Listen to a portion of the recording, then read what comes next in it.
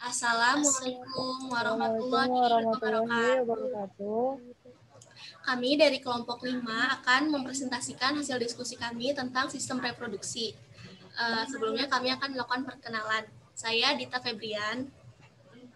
Saya Binsar Marsala Christopher.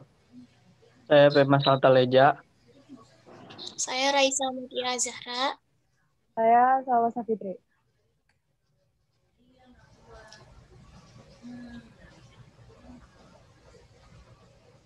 Sistem reproduksi pada pria. Reproduksi pada pria. Testis, spermatogenesis, ductus ekskresi, kelenjar aksesoris, penis. Reproduksi pada wanita. Organ genitalia eksterna.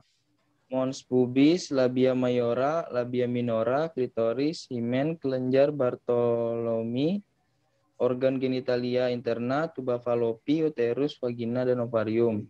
Gangguan pada sistem reproduksi. Endometriosis, kanker serviks, PCOS, fibroid rahim, gonorea, dan chlamydia, HIV/AIDS, dan disfungsi seksual. Yang pertama, ada pembentukan gamet atau gametosis. Pembentukan gamet yaitu peristiwa pembentukan sel gamet di dalam kelenjar kelamin. Yang pertama itu ada pembentukan gamet pada pria yaitu spermatogenesis, yaitu pembentukan sel-sel sperma di dalam testis. Pada testis terdapat spermatogonia atau tunggalnya disebut spermatogonium, yang merupakan sel-sel yang akan membentuk sperma yang bersifat diploid atau 2N. Sel-sel baru dihasilkan melalui pembelahan mitosis dan segera menjadi spermatosit primer atau spermatosit 1 yang akan mengalami pembelahan secara meiosis dan dihasilkan 2 sel spermatosit sekunder atau spermatosit 2. Spermatosit 2 akan mengalami pembelahan meiosis 2 dan dihasilkan 4 spermatid yang bersifat haploid N. Setelah itu, spermatid akan mengalami pematangan atau spermiogenesis, membentuk spermatozoa atau sperma. Proses ini berlangsung selama 9-10 minggu. Pada saat yang sama, sel-sel sperma tersebut menerima makanan dan sinyal kimia dari sel-sel Sertoli, yang juga terdapat di dalam tubulus seminiferus. Volume normal cairan sperma pria dewasa ketika ejakulasi adalah 2-5 ml. Dalam setiap mililiter air mani seharusnya ditemukan 50-100 juta sperma. Jika jumlah sperma sedikit, disebut infertilitas pada pria. Penyebab infertilitas antara lain abnormalitas alat kelamin, infeksi kuman penyakit, pengaruh obat-obatan, radiasi bahan kimia, dan tekanan psikologis. Infertilitas pada pria juga bisa terjadi karena penurunan produksi hormon androgen atau hipogonadisme. Ini merupakan struktur spermatogenesis dan ada struktur sperma.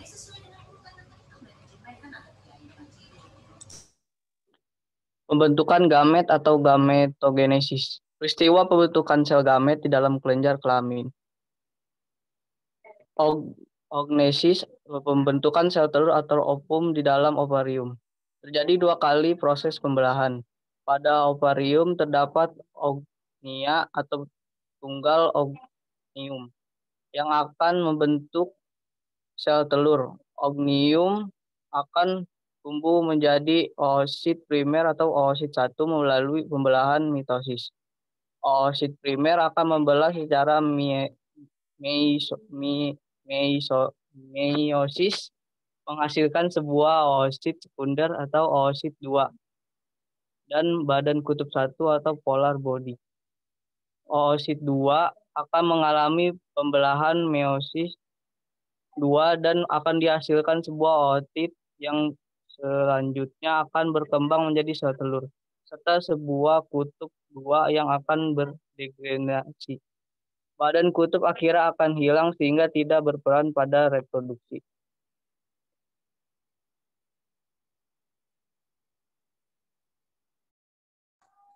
Reproduksi pada pria. Organ reproduksi pria bagian luar terdiri dari 3 organ, yakni penis, skrotum atau kantong jakar, dan testis.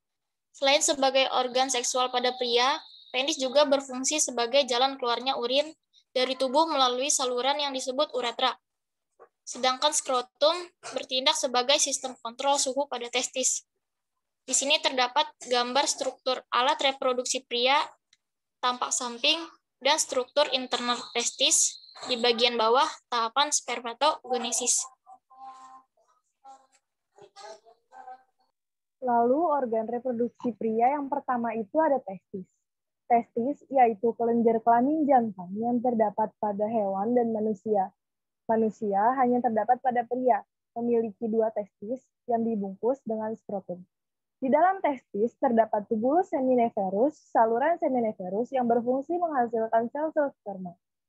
Cairan putih dan kental yang diproduksi oleh vesikula seminalis dan kelenjar prostat bercampur dengan spermatozoa akan membentuk campuran yang disebut dengan semen.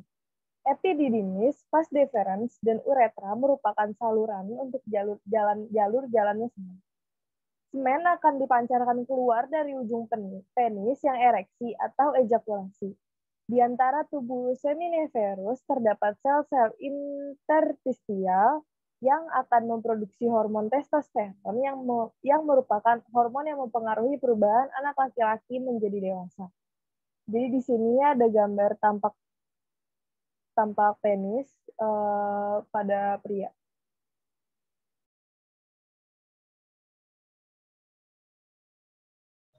Organ reproduksi pria. Ductus ekskresi, saluran pengeluaran. Ductus ekskresi terdiri atas ductus afferens, epididymis, ductus deferens, dan ductus ejaculatorius. Ductus efferens atau vas deferens berfungsi sebagai pembawa sperma keluar dari testis menuju epididymis. Epididymis berfungsi sebagai penyimpanan sperma untuk sementara sampai sperma matang atau dewasa. Epididymis mengantarkan sperma yang diproduksi oleh testis keluar. Perjalanan sperma di dalam epididymis menempuh waktu sekitar 4-6 minggu. Vas deferens, saluran sperma, merupakan tempat bercampurnya sperma dengan produk kelenjar aksesoris yang berjumlah 3 buah. Vas deferens berfungsi sebagai tempat penyimpanan sperma sebelum dikeluarkan melalui penis.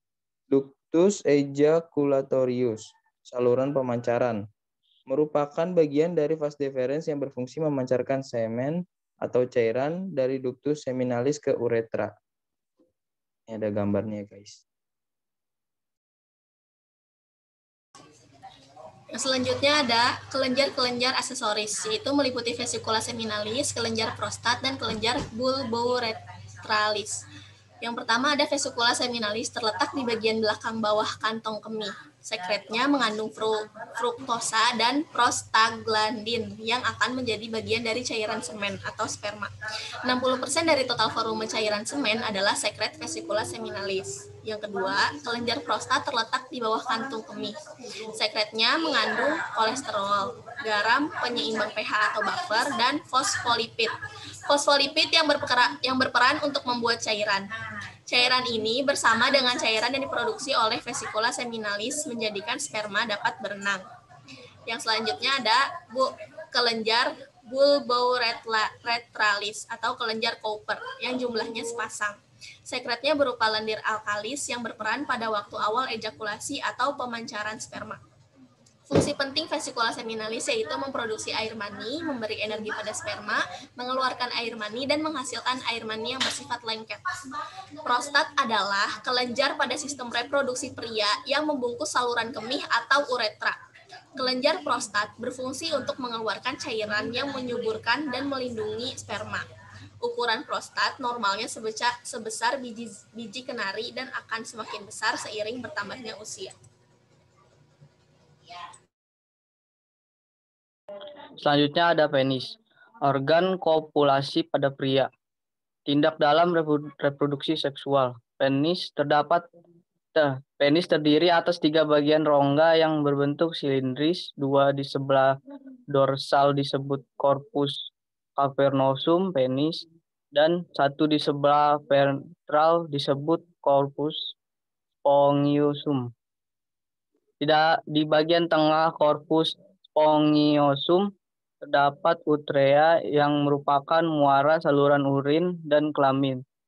Jika terjadi rangsangan, 3 bagian rongga ini terisi oleh darah yang mengakibatkan penis membesar, memanjang, dan menegang atau ereksi. Sperma dapat bertahan hidup dalam suasana basah. Sperma dapat hidup sampai 3 hari dalam saluran kelamin wanita. Reproduksi pada wanita. Organ reproduksi wanita dibagi menjadi 2 bagian, yaitu organ genitalia eksterna atau organ kelamin luar dan organ genitalia interna atau organ kelamin dalam. Berikut adalah gambar sistem reproduksi wanita.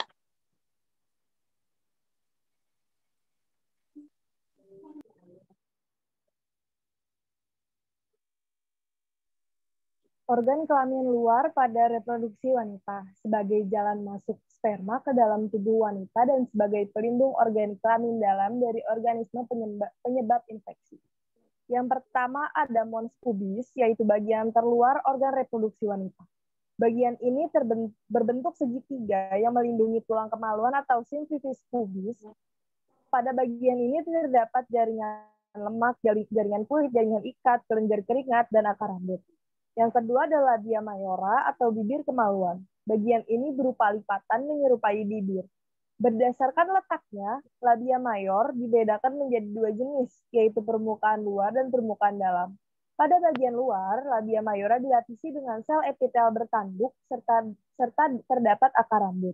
Sedangkan pada bagian dalam, labia mayora tampak licin karena terdapat banyak jaringan lemak, tidak mempunyai folikel rambut dan kelenjar telinga. Yang ketiga adalah labia minora atau bisa disebut sebagai bibir kecil pada kemaluan. Labia minora berada di sebelah labia mayora dan sebelum misfi. Hal yang membedakan antara labia minora dan mayora hanya tidak terdapat akar rambut dan memiliki banyak pembuluh darah. Yang keempat ada klitoris atau organ seksual yang berada dalam misfi. Klitoris memiliki struktur yang sama dengan Mr. P pada laki-laki. Keduanya berada dalam posisi yang sama. Bedanya, klitoris tumbuh ke arah dalam, sedangkan Mr. P tumbuh ke arah luar.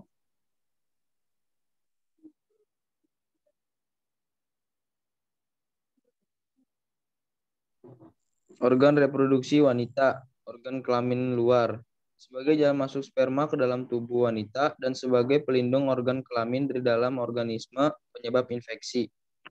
Yang pertama ada selaput darah, yaitu membran tipis yang menutupi lubang misfi. Yang kedua, vestibulum atau rongga kemaluan yang terletak di dalam labia minora dan merupakan muara dari saluran uretra dan lubang misfi. Ini ada gambarnya seperti ini, macam-macamnya.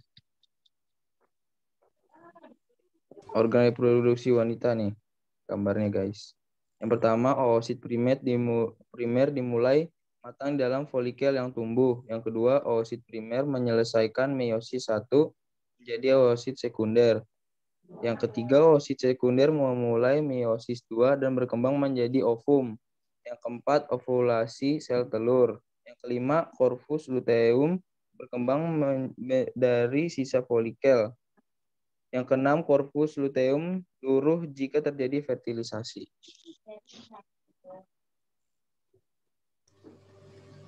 Selanjutnya ada organ kelamin dalam. Yang pertama ada misfi, yaitu organ seksual pada wanita yang berbentuk seperti tabung. Misfi berfungsi dalam berhubungan secara seksual dan sebagai jalan lahir. Yang kedua ada uterus atau rahim, yaitu organ yang paling penting dalam sistem reproduksi wanita. Rahim terhubung dengan leher rahim atau serviks yang tersambung dengan misfi dan tuba falopik. Selama masa kehamilan, seluruh proses perkembangan bayi terjadi di dalam rahim. Yang ketiga ada oviduk atau tuba falopik, yaitu saluran yang menghubungkan ovarium atau sel telur menuju ke rahim, lalu sebagai tempat terjadinya fertilisasi oleh sperma dan ovum, dan sebagai tempat pertumbuhan atau pembelahan embrio sementara sebelum akhirnya melekat pada endometrium atau lapisan pada rahim. Yang keempat ada ovarium. Ovarium yaitu indung telur yang berfungsi sebagai organ penghasil sel kelamin pada wanita. Organ ini berjumlah 2 buah dan terletak di sisi kanan dan kiri pada rahim dan berbentuk bulat lonjong.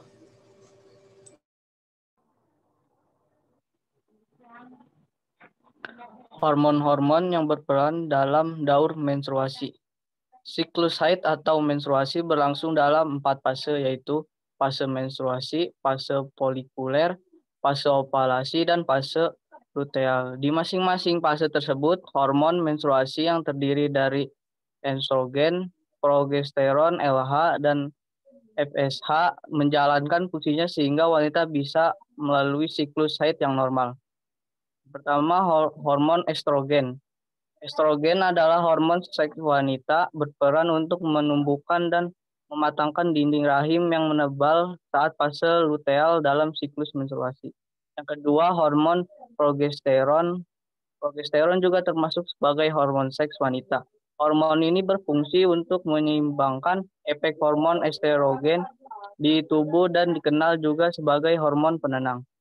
Yang ketiga, follicle stimulating hormone atau FSH. FSH adalah hormon dari kelenjar pituitari pada otak dan berfungsi untuk menstimulasi folikel di indung telur untuk mematangkan sel telur yang diproduksi. Yang terakhir, luteinizing hormone atau LH, sama seperti FSH. LH juga diproduksi di kelenjar pituitari. Dengan adanya LH, sel telur yang sudah dimatangkan oleh FSH akan dilepas ke rahim sehingga bisa dibuahi.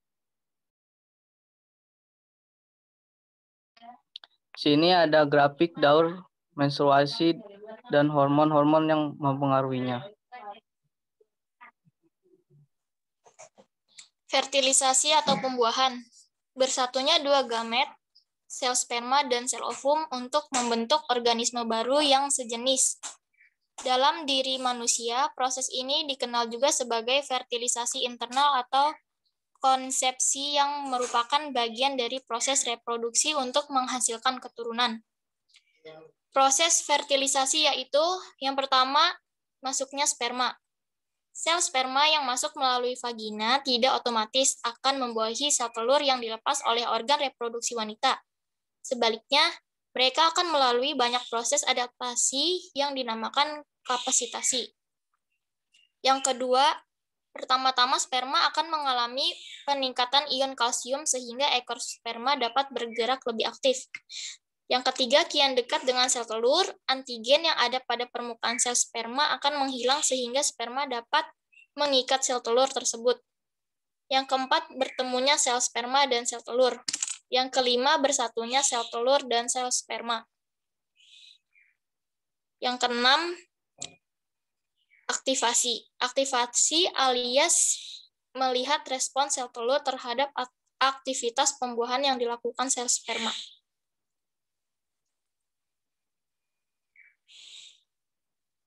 Berikut adalah gambar siklus pembuahan di ovarium. Selanjutnya ada masa kehamilan atau gestasi. Kehamilan merupakan proses pertumbuhan dan perkembangan janin di dalam rahim induknya.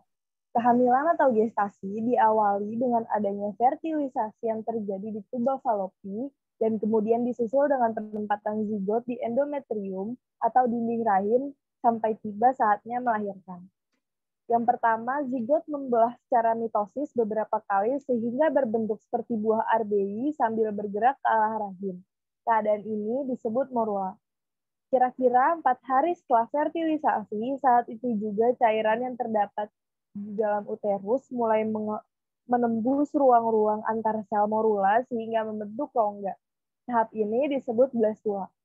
Perkembangan selanjutnya ialah sel-sel bagian dalam blastula akan membentuk bakal janin atau embrioblast dan sel-sel bagian luarnya membentuk trofoblast. Pada beberapa saat setelah fertilisasi terjadi pembentukan plasenta.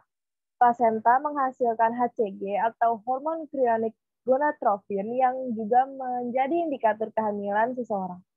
Embrio yang terbenam dalam uterus akan menyebabkan kelenjar-kelenjar yang ada di dalam dinding uterus memproduksi estrogen dalam dinding uterus akan memproduksi estrogen uterus ini yang berfungsi sama dengan estrogen folikel, yaitu untuk merintangi hipofisis LH menyebabkan korpus luteum terus-menerus membentuk progesteron yang memelihara tebalnya dinding uterus.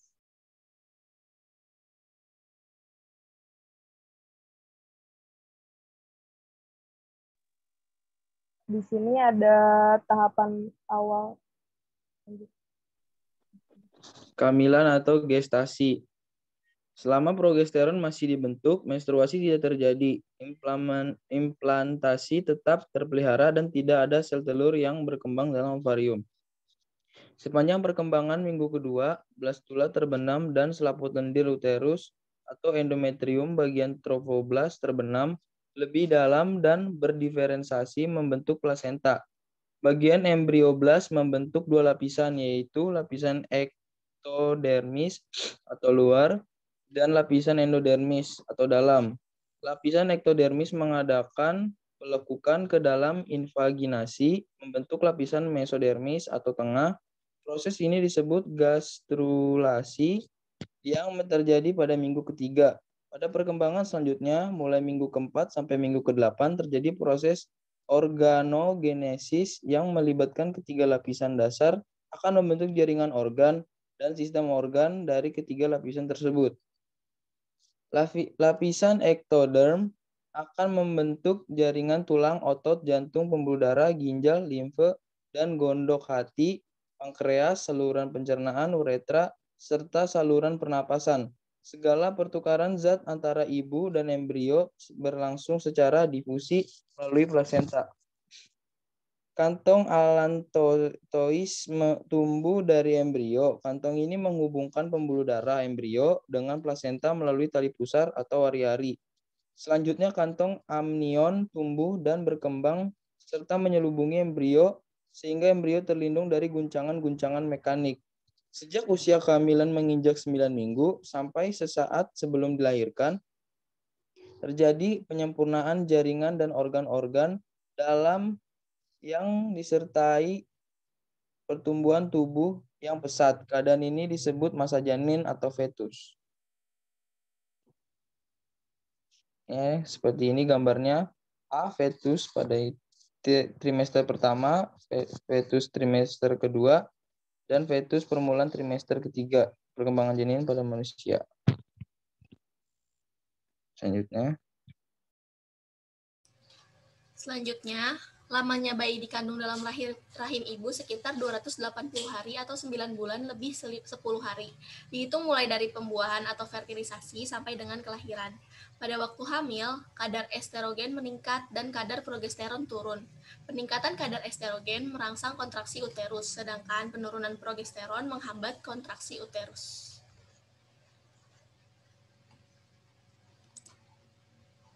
Ini merupakan proses hormon yang mengontrol kehamilan, dan kehamilan sangat bergantung pada hormon yang dimiliki ibu.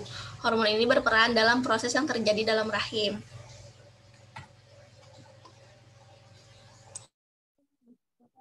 Tahap persalinan.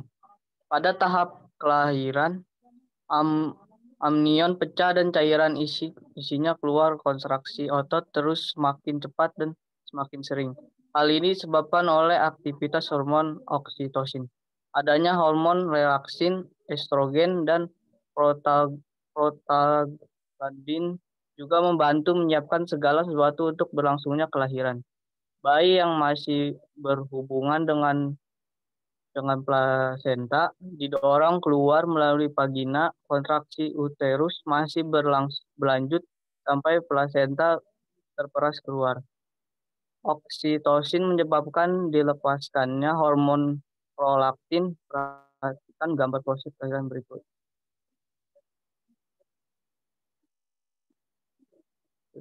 Next. Pemberian air susu ibu atau ASI. Air susu ibu atau ASI berfungsi untuk memenuhi kebutuhan gizi bayi dan melindunginya dari serangan penyakit.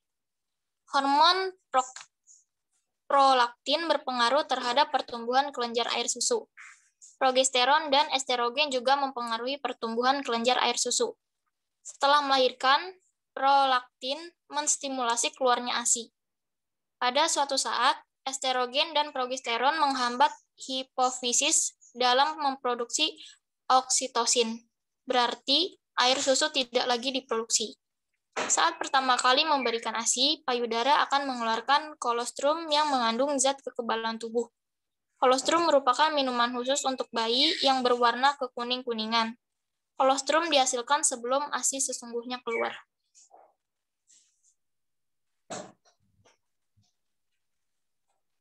Mengatasi masalah kepadatan penduduk melalui program keluarga berencana dan pemberian ASI eksklusif. Yang pertama, program keluarga berencana.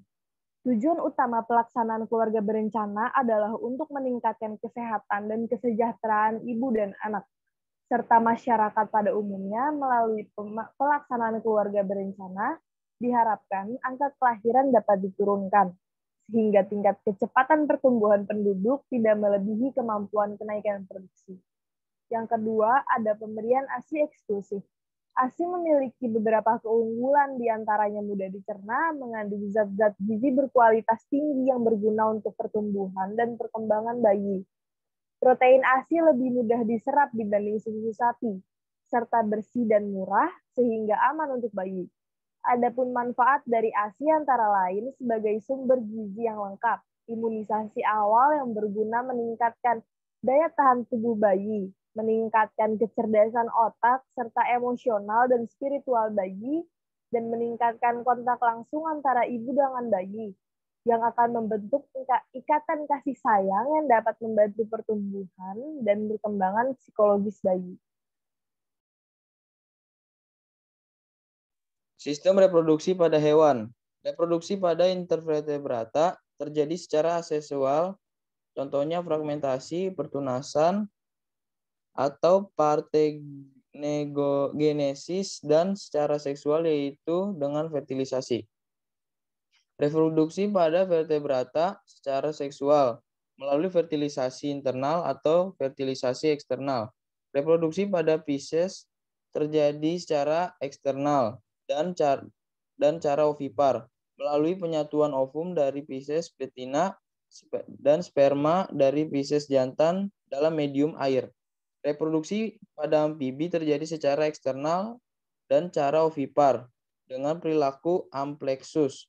Ovum yang telah dibuahi oleh sperma akan berkembang menjadi berudu dan mengalami metamorfosis hingga menjadi katak dewasa. Reproduksi pada reptil terjadi secara internal yang umumnya bersifat ovipar.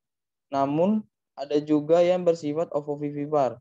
Reptil jantan memiliki hemipenis yang berfungsi sebagai alat kopulasi pada tubuh reptil betina. Setelah ovum dibuahi di dalam tubuh oleh sperma, selanjutnya telur akan dikelilingi oleh cangkang telur. Reproduksi pada Aves terjadi secara internal dan bersifat ovipar. Meskipun Aves tidak memiliki alat kelamin luar, perkawinan Aves jantan dan Aves betina dilakukan dengan saling menempelkan kloaka. Ovum yang telah dibuahi akan dikelilingi oleh cangkang telur.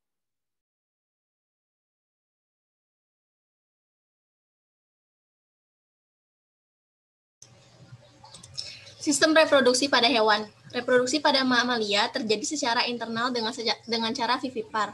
Mamalia jantan dan betina memiliki alat reproduksi luar. Fertilisasi terjadi dengan cara masuknya penis mamalia jantan yang membawa sperma ke dalam liang vagina mamalia betina. Fertilisasi terjadi di dalam oviduk yang menghasilkan zigot. Zigot menempel pada dinding rahim atau uterus. Ini merupakan gambarnya. Di sini ada reproduksi vertebrata, reproduksi amfibi. Terus selanjutnya ada reproduksi pada burung, reproduksi pada reptil, dan reproduksi pada mamalia.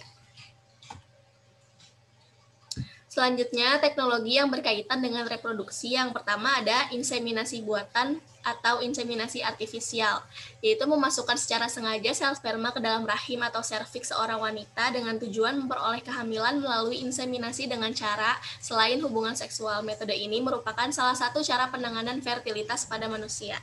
Yang kedua ada bayi tabung, yaitu suatu proses pembuahan sel telur oleh sel sperma di luar tubuh wanita. Secara medis, proses bayi tabung disebut dengan in vitro fertilization atau IVF. Gangguan pada sistem reproduksi manusia. Yang pertama, endometriosis. Penyakit ini terjadi ketika ada jaringan yang tumbuh di dinding uterus. Orang yang menderita endometriosis akan merasa nyeri terutama saat sedang menstruasi, bahkan berpengaruh terhadap kesuburannya dibandingkan dengan perempuan subur. Mereka yang menghadapi kesulitan memiliki keturunan 8 kali lebih rentan mengalami endometriosis.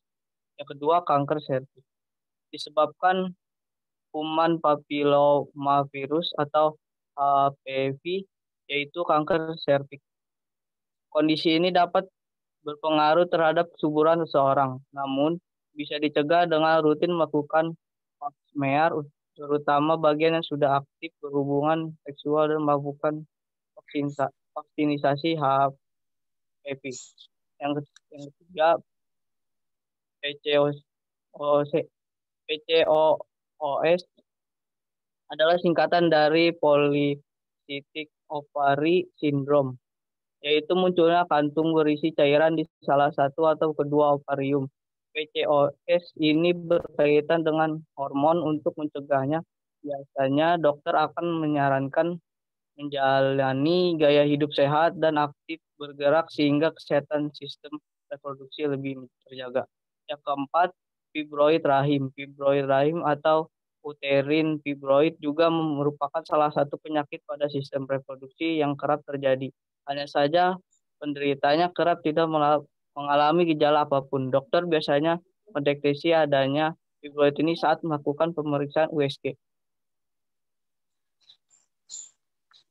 Yang kelima ada gonorrea dan chlamydia. Kedua jenis infeksi menular seksual di atas kerap terjadi dan mengganggu kesehatan reproduksi seseorang.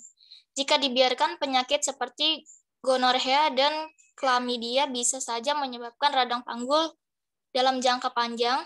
Masalah infeksi menular seksual juga bisa memicu infertilitas. Yang keenam ada HIV atau AIDS. Sebagian besar kasus HIV pada perempuan diperoleh dari kontak langsung saat berhubungan seksual dengan pasangan. Tak hanya itu, berbagi jarum dengan orang yang terinfeksi juga merupakan media penularan HIV. Menghindari kedua pemicu itu juga merupakan cara mencegah penularan HIV atau AIDS. Yang terakhir, disfungsi seksual.